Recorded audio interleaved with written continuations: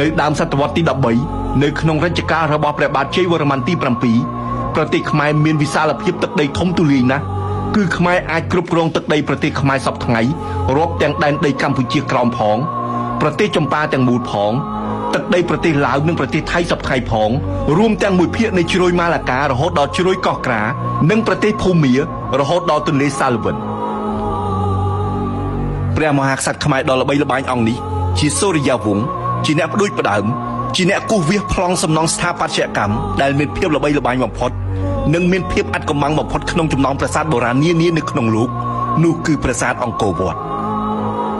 ព្រះបាទសូរ្យវរ្ម័នទី2ត្រូវបានគេថ្វាយបច្ឆាមរណនាមថាព្រះបាទកម្រតេងអញបរមវិស្ណុលោកបន្ទាប់ពីព្រះអង្គសោយទីវង្គតព្រះបាទធរណិន្ទ្រវរ្ម័នទី2ត្រូវបានអភិសេកឡើងសោយរាជ្យបន្ត